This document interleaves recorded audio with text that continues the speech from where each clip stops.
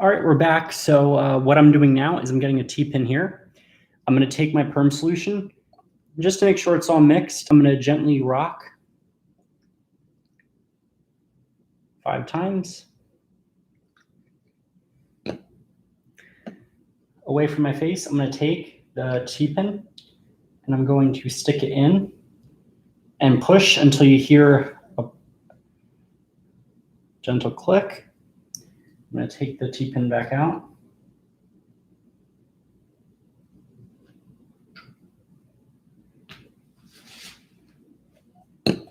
That's like the one thing I wish perms would do is they're so old school. You really should have like a screw off tip that has a gentle nozzle. And remember, you're going to take this and she's draped.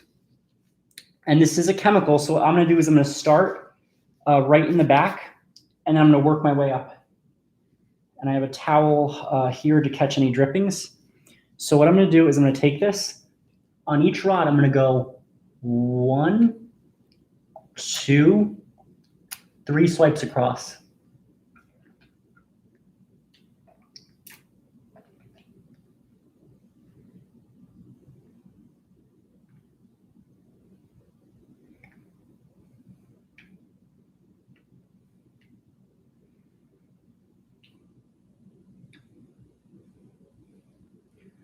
And what you're going to see is the hair will become a little bit shiny. That's the perm solution doing its job. Should you see the perm, maybe not looking as shiny, that's a sign that you need to apply more.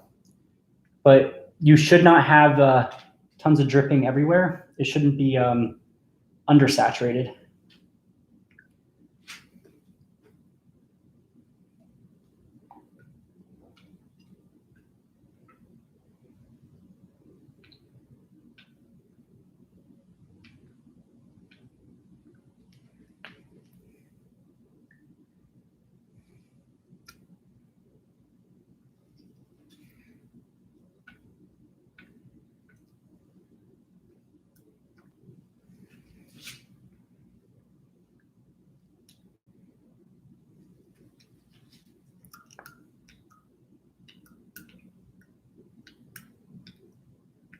Make sure you get everything.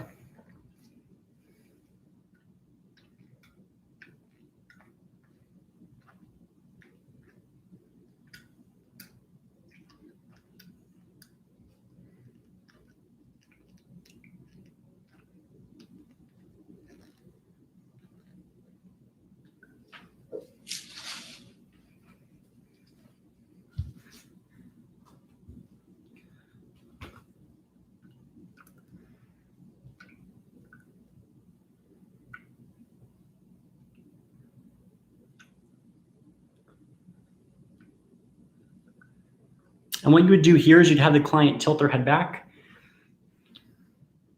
because it's all about safety when you're doing a perm. You do not want these chemicals getting in someone's eye.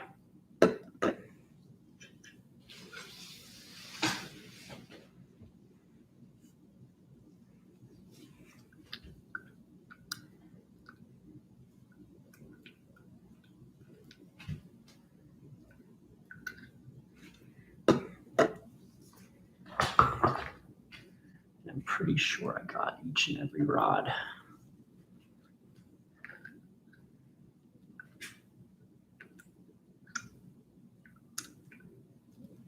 I'm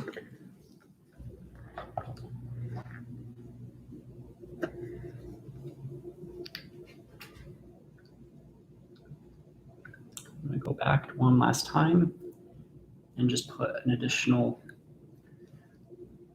squirt to make sure I covered my bases. And some people, what they'll do is they'll go in here and squirt. I personally don't find much use in that because what you're doing there is you're pretty much just getting that chemical everywhere, and it is kind of messy to do that.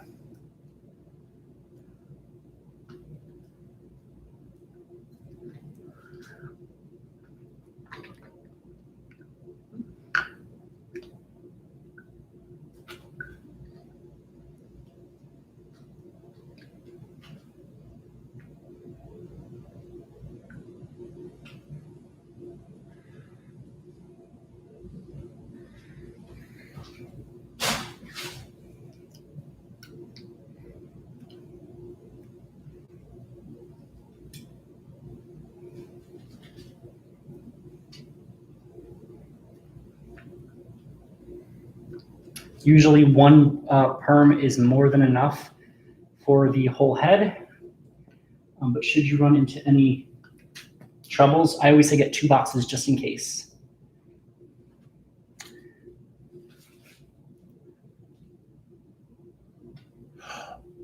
Oh, Jester Confit 95. Excellent question. And hey, y'all, if I ever mispronounce your account name, that's just my best at pronouncing it. Also, if you have a nickname you want me to refer, comment that. But Jester Confit 95 brought up one of the best points. Is there any perm that does not smell?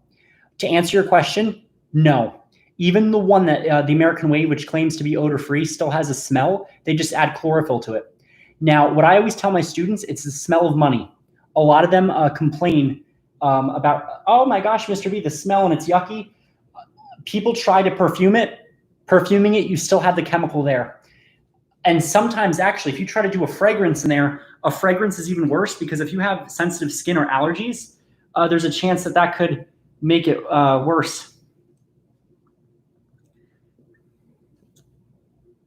But the smell is actually good because it's usually the indicator with how much of the chemical you still have in the hair.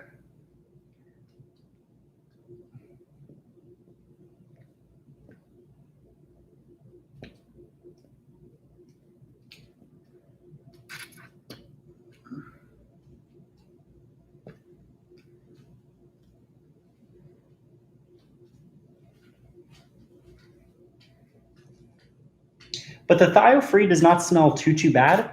I always joke and I tell people that it might ruin chicken noodle soup for you.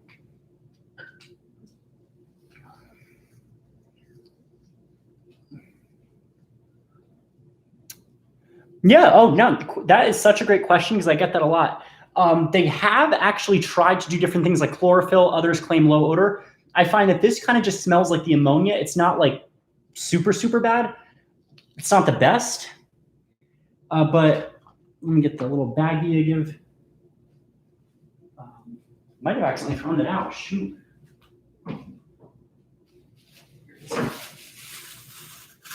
So I always like to get one of these covers because it masks the perm a lot better. So what she's going to do is I'm going to set the processing time for 20 minutes and I'm going to check after 5 minutes.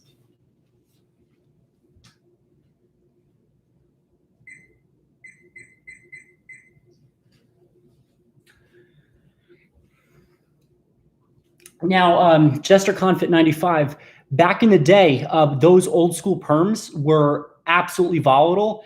They stunk like rotten eggs and ammonia to all high heaven, and it was really caustic. Today's perms are nowhere near as drastic. You still have the cold wave, which typically has a higher concentration of thio, so it's stinkier than like the acid wave. Acid wave still has a really weird smell to it. The ammonia-free perm did not smell, actually smelled worse, I think, than the regular perm because you were using an ammonia-like ingredient, which was MEA, and that tends to smell more earthy. Also was way more damaging than ammonia. And then you had the pure up smell of the thio, which smelled like caca, for lack of a better word. It was, or my students say the S-bomb, they're like, it smells like beep. And I'm like, whoa, language. But yeah, they're right. You typically do the best you can. And if the client complains, kind of let the client know that, hey, this might be low odor, and the client might, that's even a better way psychologically to say, oh, well, it's low odor, it does not smell as bad. They end up lowering their head like, oh yeah, maybe it's a smell, but not nearly as bad. Others will do chlorophyll, and then some of the other ones, they do a scented neutralizer. And what that does is, again, people rely on that. If you smell that there's thio still in the hair or the hair smells stinky, continue rinsing. 5-minute rinsing time is a minimum, not a maximum. You cannot over rinse the hair. You want to flush all those chemicals out because what happens is you have that scented neutralizer. If you start putting neutralizer on the hair and then you start smelling or you start feeling heat, you got bigger issues because what's happening there is the neutralizer will not remove excess thio. Even though that says that in the My Lady book or the cosmetology book, it's wrong because what happens is you put the thiochemicals, a peroxide over thiochemicals, it creates an exothermic perm. Now, an exothermic perm is the perming of the two parts. You put the one and you put it in there and it gets hot. That one I think smells really bad because it's heated and that odor kind of fumes out and you're like, ugh. But I really wish that one day they would make a thiophene perm.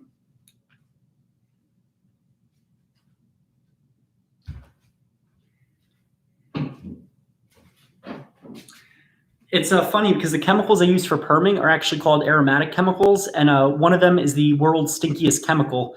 I forgot the name of it, but it actually caused a whole town, part of the town passed out when they smelled it. So it's like one of those.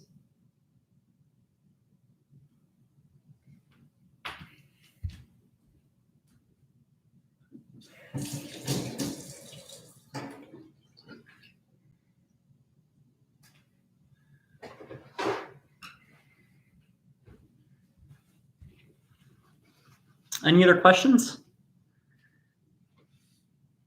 I can always count on you, Jester Confident 95. You always ask the best questions. And I always tell people there's no such thing as a stupid question. I don't mind answering multiple questions because I think that the repetition is kind of how we learn best. At least I do.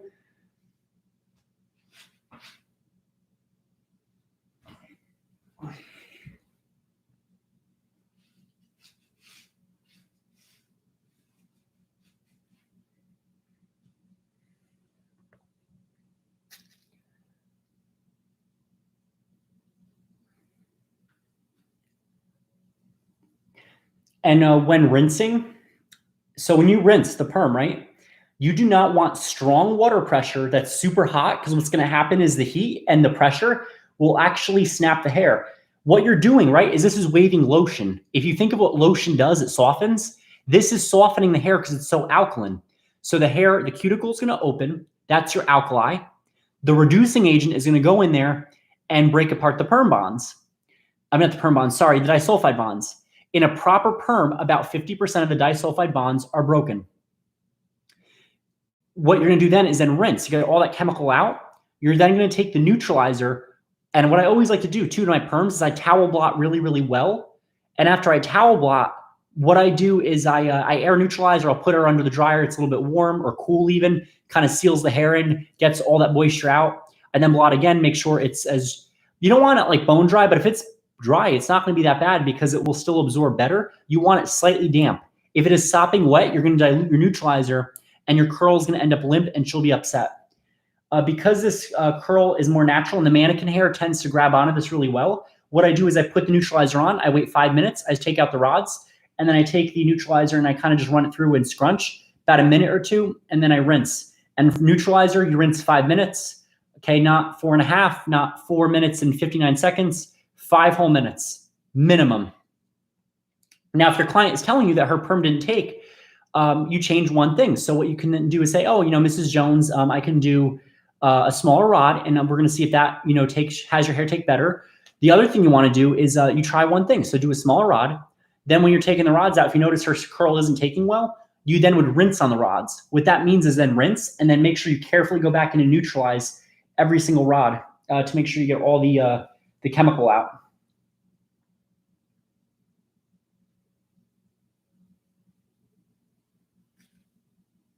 So this is actually pretty stinky. It's not as bad as the regular perm. It just kind of smells like ammonia-y.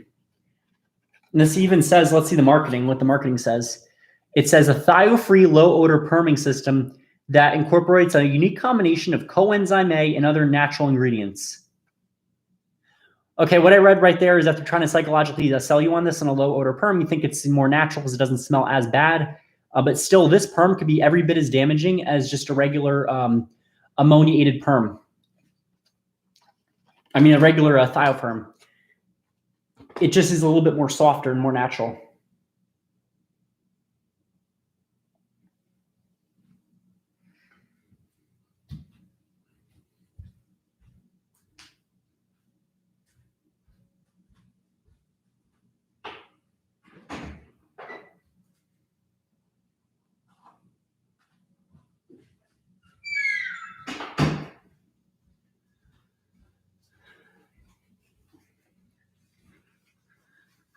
All right, so what I'm going to do now is I'm going to check. It's been 5 minutes.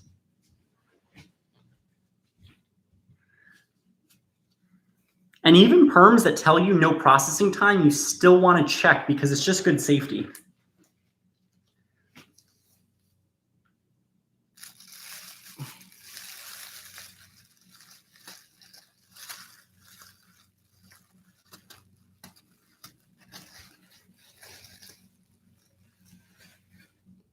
All right, so what I do to check is I'm going to undo one rod, and I'm going to unwind twice, and I'm going to push up. All right, I don't see that this is firm enough, so I'm going to keep processing.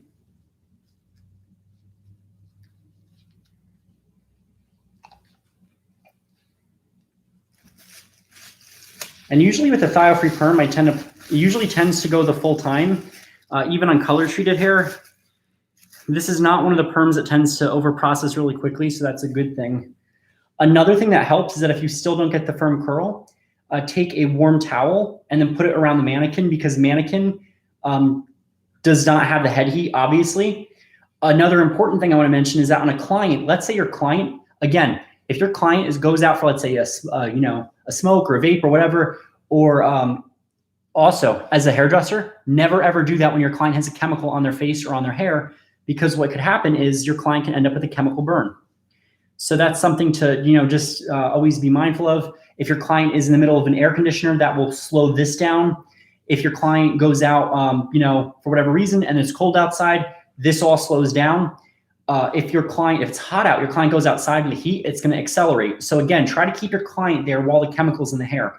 You can let your client go out with the rods in after you've rinsed all the chemical out.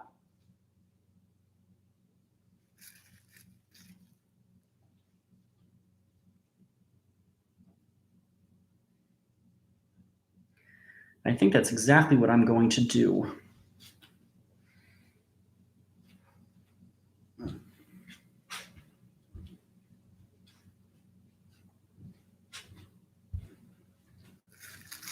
going to check one back here where it's a little bit longer and see.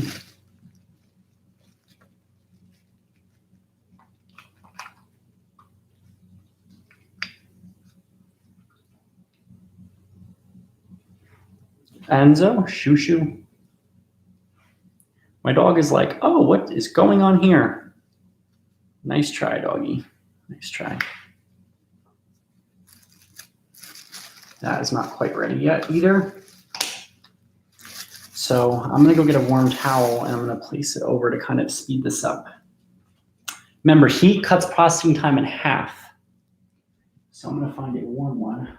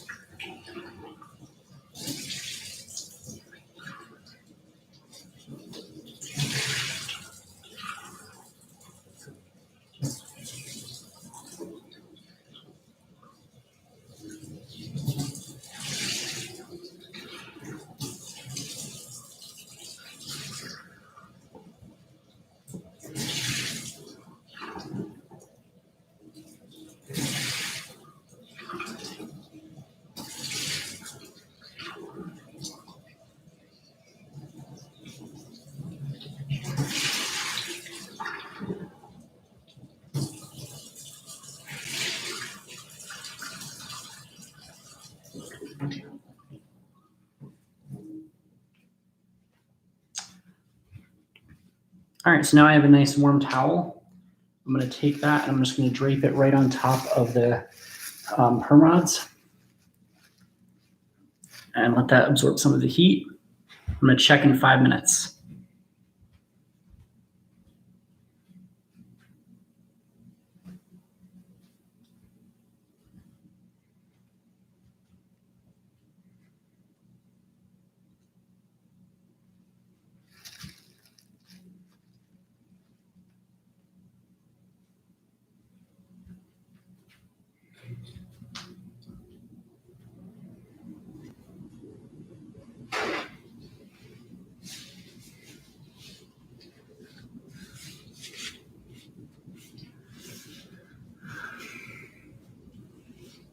Another important thing is that when you have your client do a perm, what I always like to do is I like to have the perm set. So what that means is I am not going to style them the same day of the perm. What I like to do is I like to just put some leave-in conditioner in the hair, send them home, let them sit for at least 1 day because I don't want to disturb the hair. When you perm the hair, your perm is immediately sensitive for 1 day. They do not want to shampoo in 1 day. I've seen some brands of perms that will say, oh, you can wash the same day. And I'm very skeptical of that to believe something like that because, again, it still is a chemical that you have this really good service, and if you shampoo the hair, you're going to reset what you just set in the hair, those disulfide bonds, and you're just going to end up with dry, damaged hair.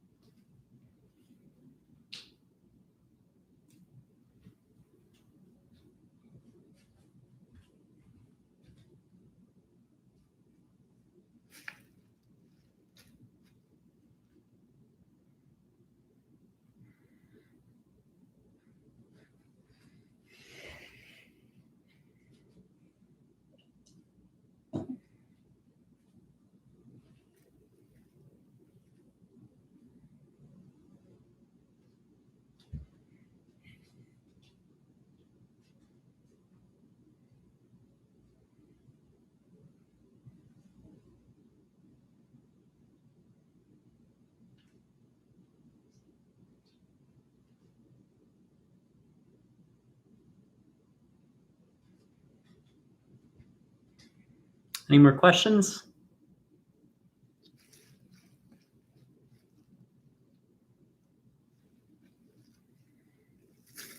I'm going to go check now.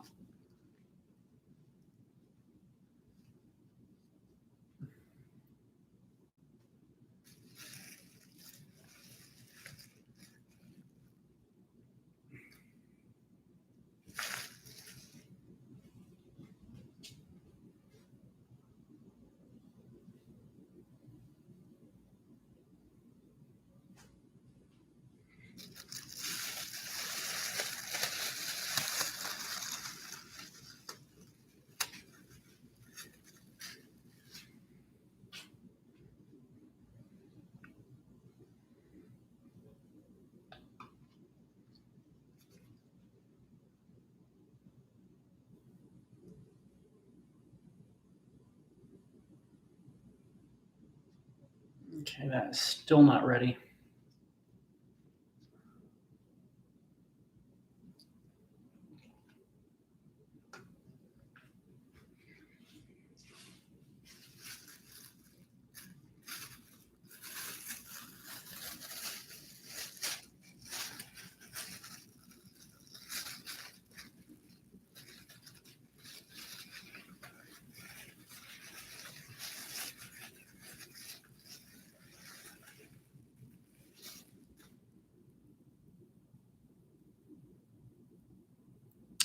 Oh, another great question, Jester Content 95. That is a really good question. Yes, actually, there is such a thing, and it's called the braid perm. They'll actually do braids in the hair, and then they'll put the perm solution on and wrap the ends up with the roller.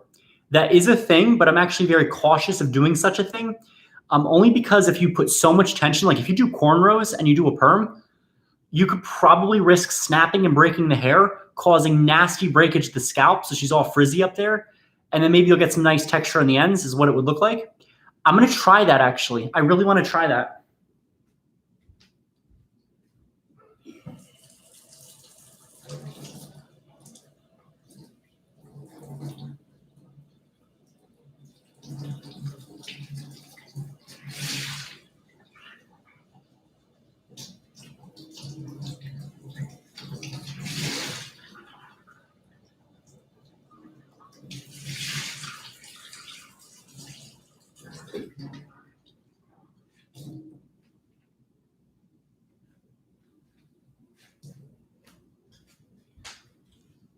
Okay, let me see if I can then.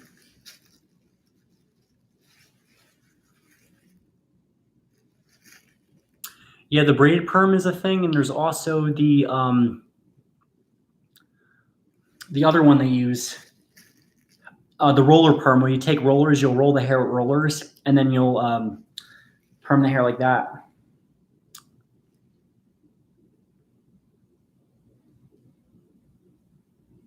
Yeah, Jester Confit 95 brings up a good point. He says 2 even Dutch braids with perm solution sounds like it could give a pretty wave. The braiding would have to be very on par. It would have to be on par. It would have to be not too tight. You also want to make sure you saturate accordingly. What you don't want is to be splashing around wave solution everywhere. You also want to secure the ends with a proper size rod. And that would be something that you really would want to make sure that you do accordingly. Trying to compensate for lack of scalp heat. You know, I kind of wish I had mannequins with like a built-in scalp heater, which kind of sounds really creepy, but like you put on a switch and the mannequin heats up. Also sounds kind of dangerous now that I think of it. But something like that would be so, so nice.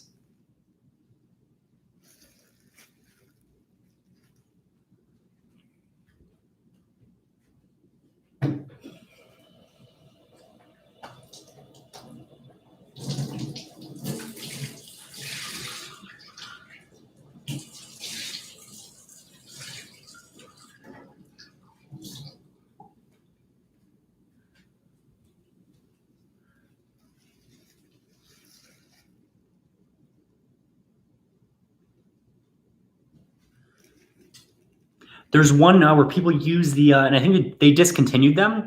They were these like Velcro re-rollers, which is like such a bad idea. People were perming their hair with that. And I'm like, that is a sure as heck excellent way to get breakage that is severe. Because, you know, it's the tension. You don't want tension and you don't want like marks or lines or kinks. People also are using curl formers to perm as well.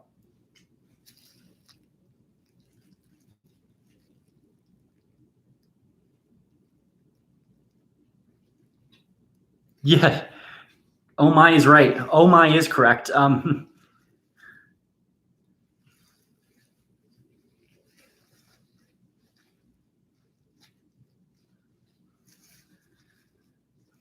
What I also do is I have to upload this video. I did it on the mannequin. I did the 2 rods. I took 2 rods, a big one and a small one, and I made it like an oval and I rolled, and then I did it off face. That came out decently better than I thought. The problem was the mannequin was too lightened, so it ended up not taking as well as it could have. The other thing is that what you want to do with a mannequin is you always want to use picks, because the mannequin will show lines, and what the picks do is they take the tension off the rod. Okay, I think that did it. So now I'm going to check.